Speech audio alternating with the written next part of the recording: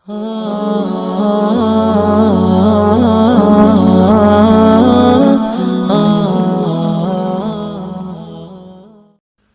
الله الرحمن الرحيم. ولا تقربوا مال اليتيم،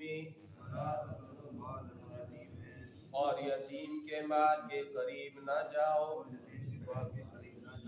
الا باللتی، مگر اس طریقے سے، یا احسن، جو بہتر ہے، حتی یبلغ اشدہ،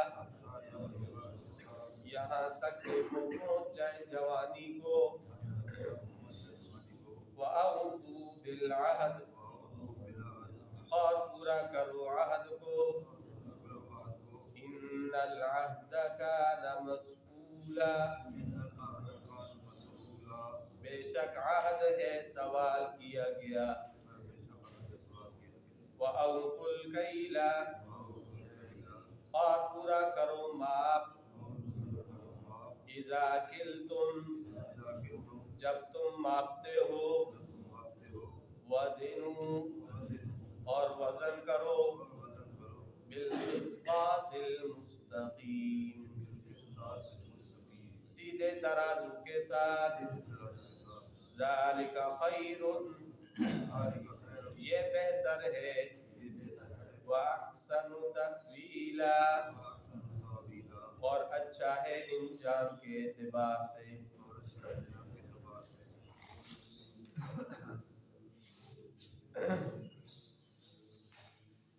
اصول بیان ہو رہے تھے، بہت سارے اصول اللہ جل شانہ نے بیان فرمائے ہیں۔ کل کا جو اصول بیان فرمایا تھا وہ تھا لا تقتلوا اولادکم خشیۃ املاق، کہ فقر کے خوف سے اپنی اولادوں کو قتل نہ کرو، ہم ان کو بھی رزق دیتے ہیں، عورتوں میں بھی رزق دیتے ہیں۔ اور اگلا فرمایا ولا تقربوا الزنا، زنا کے قریب بھی مت جاؤ، یہ بھی بری بات ہے، برا راستہ ہے۔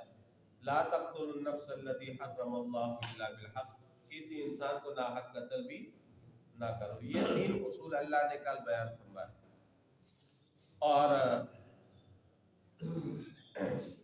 دو اصول آج بیان ہوئے۔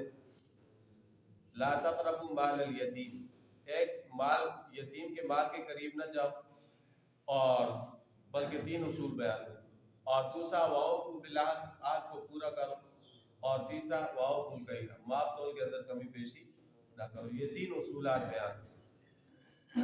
وَلَا تَقْرَبُوا مَالَ الْيَتِيمِ، یتیم کے مال کے قریب نہ جاؤ۔ یتیم کی حفاظت، یتیم کے مال کی حفاظت کے احکام اللہ نے سورہ بقرہ کے اندر بھی بیان فرمائے ہیں، سورہ نساء کے اندر بھی آئے، کچھ حصہ یہاں پہ بھی ہے، مختلف مقامات پر اس کے احکام آئے ہیں۔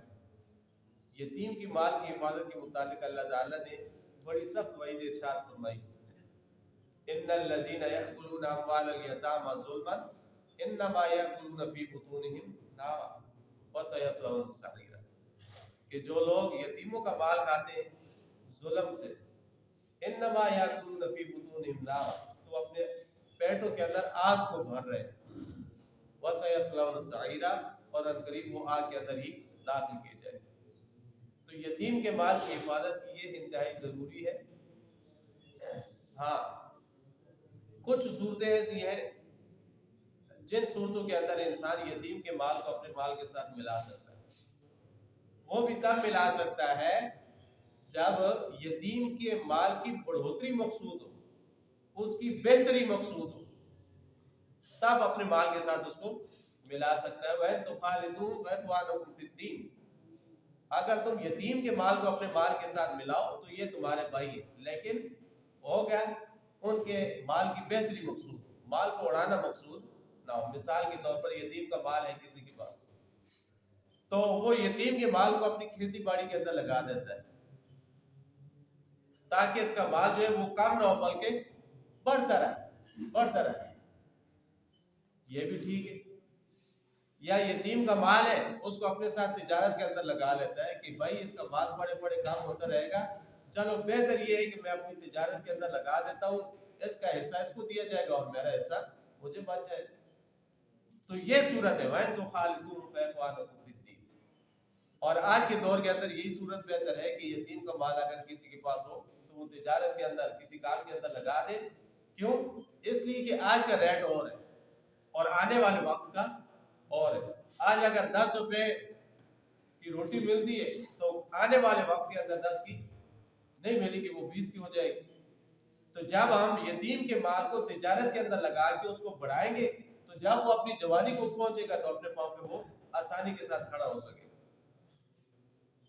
اور دوسری صورت یہ ہے کہ یتیم اب کسی کی زیر کفالت ہے، راشن اس کو بھی لاتا ہے اور اپنا بھی لاتا ہے. اب اس کے راشن کو اپنے راشن کے ساتھ ملا کر ایک ہی جگہ پہ کھانا پکایا جائے تو اس کے اندر بچت ہے، یتیم کے مال کی بھی حفاظت ہے. تو یہ صورت بھی کیا ہے؟ جائز ہے. لیکن شرط کیا ہے کہ یتیم کے مال کی حفاظت مقصود ہو. یہ نہیں ہے کہ اس کا مال کھاتا جائے اور اپنا بچاتا جائے، نہیں، بلکہ یتیم کے مال کی حفاظت جو ہے اس کی حد الامکان انسان کوشش کرے کہ یتیم کے مال کی کم از کم کیا ہو؟ حفاظت. اس کا مال ایسی نہ ہو. تو فرمایا لا تقربوا مال الیتیم الا بالتی ہی احسن. یتیم کے مال کی حفاظت کرو. اور فرمایا لا تأکلوا اموالهم الى اموالکم. ان کے مالوں کو اپنے مالوں کے ساتھ ملا کر مت کھاؤ. ہاں یہ صورت جائز ہے کہ جس صورت کے اندر بچت ہو یتیم کے مال کی وہ صورت اختیار کی. اور وہ یہی صورت ہے کہ اپنے راشن کے ساتھ اس کا راشن بھی ملا لیا جائے تاکہ الگ سے کھانا پکانا، الگ سے سالن بنانا، تو یہ اس کے اندر خرچہ وہ زیادہ ہو جاتا ہے یتیم کا. تو اس لیے اس کے مال کو اپنے مال کے ساتھ انسان اس صورت کے اندر ملا سکتا. اور پھر فرمایا واللہ یعلم المفسد من المصلح. اللہ فسادی کو بھی جانتا ہے اور اچھی نیت والے کو بھی جانتا ہے، دونوں کو اللہ جانتا ہے. تو کوئی بندہ یہ نہ سمجھے کہ میں یتیم کا مال کھاتا رہوں گا اور اللہ مجھ سے پوچھے گا ہی، بلکہ نہیں، واللہ یعلم المفسد من المصلح. اور پھر بعض ایسے بے وقوف ہوتے ہیں کہ وہ یتیم کے مال کو جلدی جلدی کھاتے ہیں، جلدی جلدی، تاکہ جب تک یہ جوانی کو پہنچے نا اس وقت تک یہ کنگال ہو جائے، اس کے پاس مال ہی نہ رہے. تو اس کے بارے میں بھی اللہ نے فرمایا لا تأکلوها اسرافا وبدارا ان یکبروا. اس خوف سے کہ وہ بڑا ہو جائے گا اور مال اس کو مل جائے گا، اس خوف سے جلدی جلدی اور اسراف کر کے مت کھاؤ. لا تأکلوها اسرافا ان یکبروا. اس خوف سے کہ وہ بڑا ہو جائے گا تو مال وہ لے لے، اس خوف سے جلدی جلدی یتیم کو مال مت کھاؤ. وَلَا تَقْرَبُوا مَالَ الْيَتِيمِ إِلَّا بِالَّتِي هِيَ أَحْسَنُ حَتَّى يَبْلُغَ أَشُدَّهُ. یہاں تک کہ وہ پہنچ جائے اپنی جوانی کو، اپنی قوت کو پہنچنا، بلوغت کو پہنچنا، جوانی کو پہنچنا. اس کے اندر فقہا کا اختلاف ہے کہ کتنی عمر ہو تو یتیم کو اس کے مال اس کے حوالے کیا جا سکتا ہے. تو بعض حضرات تو کہتے ہیں کہ بعض بچے ایسے ہوتے ہیں جو جلدی اپنے پاؤں پہ کھڑے ہو جاتے ہیں، سمجھدار ہوتے ہیں، عقل مند ہوتے ہیں. تو جو ہی وہ سمجھدار ہو جائے اور آپ یہ محسوس کریں کہ اب یہ اپنے مال کی حفاظت کر لے گا تو یتیم کا مال یتیم کے حوالے کر دیا. امام اعظم ابو حنیفہ رحمۃ اللہ علیہ فرماتے ہیں کہ جب بچہ 25 سال کی عمر کو پہنچے، 25 سال کی عمر، اس وقت یتیم کا مال اس کے تحویل میں دے دیا جائے کہ اب بھائی یہ تم جانو اور تمہارا مال جانو. اب 25 سال کی عمر ایسی عمر ہے جس کے اندر انسان اپنے مال کی خود حفاظت کر سکتا ہے. اور بعض فقہا نے اس سے زیادہ بھی عمر لکھی. تو اگر 13-14 سال کا 15 سال کا بچہ ہے اور وہ اپنے مال کی حفاظت کر سکتا ہے، عقل مند ہے، سمجھدار ہے، تو 14-15 سال کی عمر میں بھی اس کو مال دیا جا سکتا ہے، اس کے حوالے کیا جا سکتا ہے. لا یتم بعد البلوغ. آپ علیہ السلام نے فرمایا نا کہ بالغ ہونے کے بعد یتیمی ختم ہو جاتی ہے. انسان بالغ ہوا تو بس یتیمی ختم ہوگی. لیکن یتیم کے مال کی حفاظت کے پیش نظر کہا گیا کہ حتی الامکان یہ کوشش کی جائے کہ یتیم کا مال کسی طریقے سے بھی ضائع نہ ہو. حتی یبلغ اشدہ.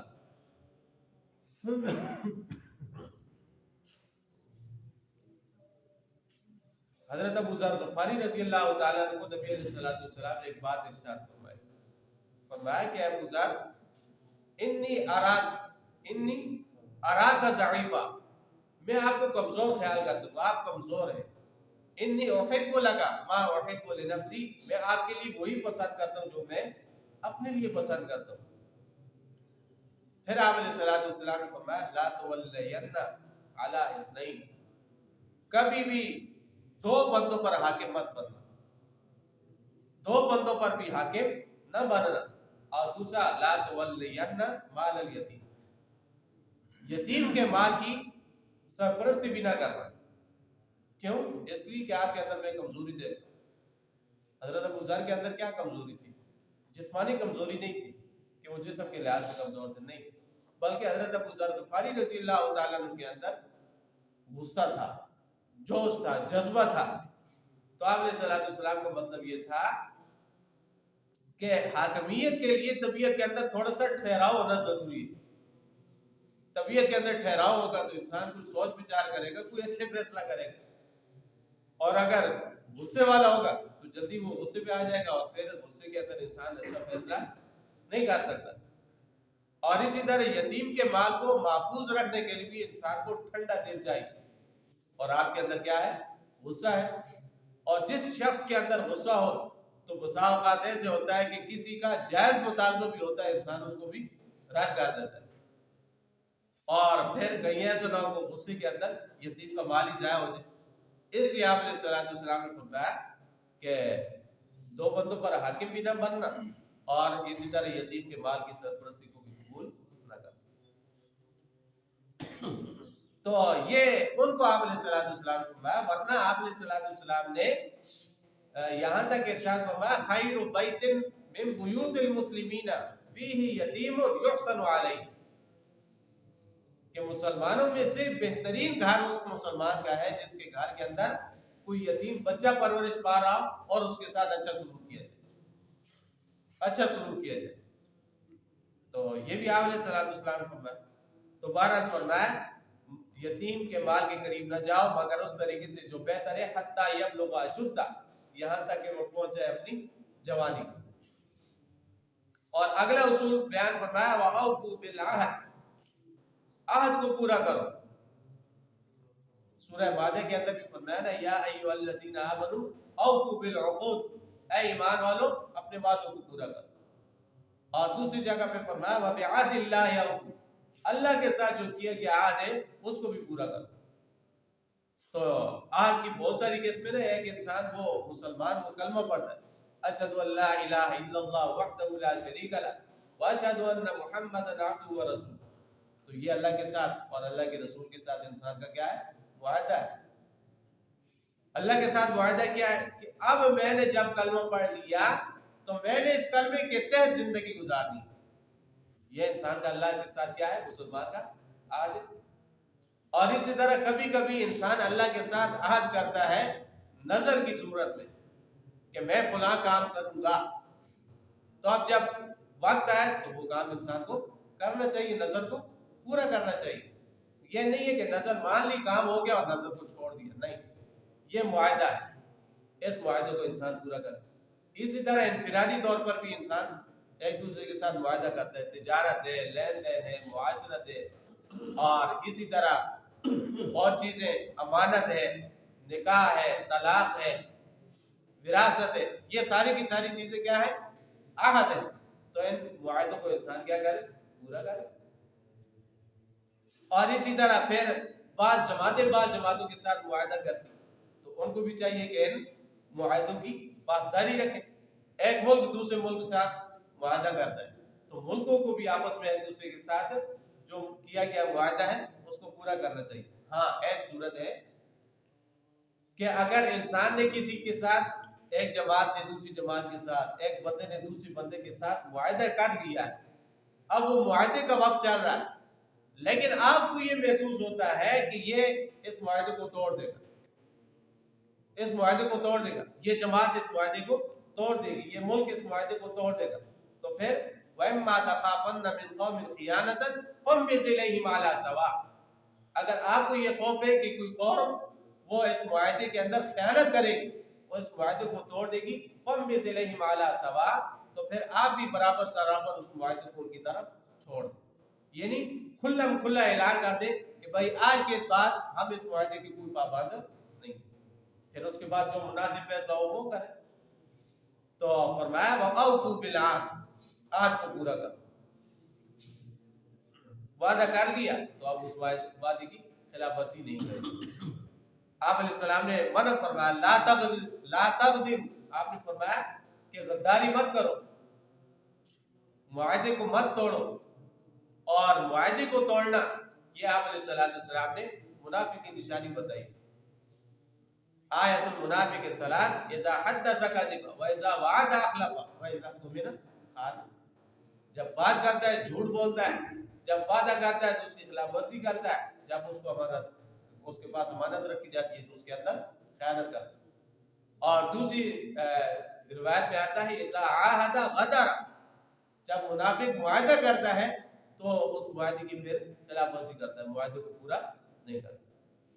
تو اگلا اصول اللہ نے یہ بیان فرمایا وَأَوْفُوا بِالْعَهْدِ، عہد کو پورا کرو. کیوں؟ ان العہد کان مسئولا، عہد کے بارے میں سوال کیا گیا، یہ اللہ پوچھے گا. اور اگلا اصول بیان فرمایا وَأَوْفُوا الْكَيْلَ إِذَا كِلْتُمْ وَزِنُوا بِالْقِسْطَاسِ الْمُسْتَقِيمِ، جب تم معاف کرتے ہو تو معاف کو پورا کرو، جب وزن کرتے ہو تو سیدھے ترازو کے ساتھ وزن کرو. یعنی ماپنے اور تولنے کے اندر ڈنڈی مت مارو، کمی بیشی مت کرو. شعیب علیہ السلام کی قوم جو تھی وہ قومی شاہراہ کے اوپر آباد تھی اور بہت بڑی تجارت ان کی تھی، تجارت پیشہ افراد تھے. اور یہودیوں کے اندر بھی یہی بیماری تھی کہ وہ بھی ماپ تول کے اندر کیا کرتے تھے، کمی کرتے تھے. شعیب علیہ السلام کی قوم بھی اسی طرح کر دی تھی. تو پھر اللہ نے ان کے اوپر عذاب نازل فرمایا، اللہ نے عذاب نازل فرمایا. تو اس لیے فرمایا کہ جب ماپو تو ماپ کو پورا کرو، جب تولو تو تول کو پورا کرو. بلکہ آپ علیہ السلام نے اس سے بڑھ کے ارشاد فرمایا جب آپ کے سامنے کوئی ماپتا یا تولتا تو آپ علیہ السلام فرماتے ذل ورجع، وزن کرو اور تھوڑا سا زیادہ دو، تھوڑا سا زیادہ دو. یہ نہیں ہے کہ بالکل سوئی کے ناکے کے برابر پورا پورا کر دیں، نہیں. آپ علیہ السلام نے فرمایا ذل ورجع، وزن کرو تو تھوڑا سا اوپر کا، تاکہ زیادہ چلا جائے کم نہ جائے. کیوں کم جائے گا تو پھر آپ کو پکڑا جائے گا. تو فرمایا وَأَوْفُوا الْكَيْلَ إِذَا كِلْتُمْ. ایک دفعہ آپ علیہ السلام تاجروں کے پاس آئے اور آ کے ارشاد فرمایا یا معاشر التجار، اے تاجروں کی جماعت، قد ولیتم علی امرین قد ہلکت فیہم ما کان قبلکم، تمہیں دو چیزوں کا ذمہ دار بنایا گیا ہے اور انہی دو چیزوں کی وجہ سے تم سے پہلے قومیں ہلاک ہوئی. ان میں سے المکیال والمیزان، ناپ اور تول، یہ دونوں چیزیں. تو آپ علیہ السلام نے فرمایا کہ تاجروں کی جماعت تم بھی ان کے نقش قدم پر مت چلنا. اگر تم بھی ان کے نقش قدم پر چلے تو پھر تمہارا حشر بھی ان سے الگ نہیں ہوگا، وہی حال ہوگا جو ان کا ہوا ہے. تو ماپ اور تول کے اندر انسان کو کمی نہیں کرنی چاہیے. اور اسی طرح تجارت کا جو اصول اللہ کے رسول نے بیان فرمایا کہ قسم دے کر اپنے مال کو مت بیچو، قسم دے کر اپنے مال کو مت بیچو. اس طرح مال بیچ جائے گا لیکن جو برکت ہے وہ اٹھ جائے گی، وہ ختم ہو جائے گی. تو آج بازاروں کے اندر انسان چلا جائے تو تاجر اسی طرح کر دے، جھوٹی قسمیں اور جھوٹی تسلیاں انسان کو دے دیتے کہ یہ چیز اچھی ہے جی، یہ فلاں جی، پتہ نہیں انہوں نے، بندہ کہتے ہیں انہوں نے کوئی خاص قسم کا کورس کیا ہے، اس کے اتنی تعریفیں کریں گے. تو یہ جو ہے غلط طریقہ ہے. اس طرح انسان کو کر کے اپنے مال کو نہیں بیچنا چاہیے. بلکہ امام اعظم ابو حنیفہ رحمۃ اللہ علیہ تجارت کیا کرتے تھے، تجارت کپڑوں کی تجارت تھی. تو جب عصر کا وقت ہوتا نا تو اس کے بعد اگر کوئی گاہک آ جاتا نا میں نے کپڑا بیچنا ہے، کپڑا لینا ہے، تو امام صاحب فرماتے بھائی صبح آنا، ابھی میں نہیں دیتا ہوں. امام صاحب سے پوچھا گیا کہ عصر کے بعد آپ کپڑا کیوں نہیں بیچتے؟ امام صاحب رحمۃ اللہ علیہ نے فرمایا کہ دن کے وقت سورج واضح ہوتا ہے اور کپڑے کا رنگ، کپڑے کی کوالٹی یہ انسان کو صحیح پتہ چلتی ہے. لیکن اب جو ہے نا سورج ڈھل گیا ہے، اب رنگ کے اندر دھوکہ ہو سکتا ہے، اس لیے اب اس وقت میں کپڑا نہیں بھیجتا. اتنی زیادہ احتیاط ان کے اندر تھی. اور آج جائے نا بازاروں کے اندر، بڑے بڑے شاپنگ مال کے اندر چلے جائیں، اتنے بڑے بلب لگائے ہوں دھوکہ دینے کے، صرف دھوکہ ہے. اور کیا ہے؟ کپڑے کا رنگ کچھ اور ہوتا ہے اور لائٹیں ایسی اس قسم کی لگی ہوتی ہے، نیچے سے کپڑا اور نظر آتا ہے. اور انسان وہاں سے نکلے نا ذرا سا شٹر سے باہر ہو، اندر بھی دیکھے کپڑے کو، باہر بھی دیکھے، انسان کو زمین آسمان کا فرق نظر آئے. تو یہ دھوکہ نہیں کر رہا تھا تاجر، یہ دھوکہ ہے. چیز کا عیب بتانا یہ دکاندار کی ذمہ داری ہے. کس چیز کے اندر یہ کیا ہے؟ فالٹ ہے، یہ اس کے اندر عیب ہے. اس عیب کو بتانے کے بعد پھر جس قیمت پہ وہ بک جائے. یہ نہیں ہے کہ عیب کو انسان چھپا لے. جس طرح آلو پیاز بیچنے والے ہوتے ہیں نا، گندے آلو نیچے، اور جب ڈالنے کی باری آتی ہے ادھر سے ڈالے اور ادھر سے ڈالے اور جال بھائی پورے ہو. یہ دھوکہ ہے. تو اس دھوکے سے منع کیا گیا. تو فرمایا وَأَوْفُوا الْكَيْلَ إِذَا كِلْتُمْ وَزِنُوا بِالْقِسْطَاسِ الْمُسْتَقِيمِ. ماپ کو پورا کرو جب تم ماپتے ہو. وَزِنُوا بِالْقِسْطَاسِ الْمُسْتَقِيمِ، اور وزن کرو سیدھے ترازو کے ساتھ، سیدھے ترازو کے ساتھ. ذَلِكَ خَيْرٌ، یہ بہتر ہے. وَأَحْسَنُ تَأْوِيلًا، اور انجام کے لحاظ سے بھی کیا ہے؟ بہتر ہے، اچھا ہے. کل قیامت والے دن آپ کو پھر پریشان نہیں ہونا پڑے گا. اللہ جل شانہ ہمیں شریعت کا علم اور اس کے مطابق عمل نصیب. وَلَقَدْ يَسَّرْنَا الْقُرْآنَ لِلذِّكْرِ فَهَلْ مِن مُّدَّكِرٍ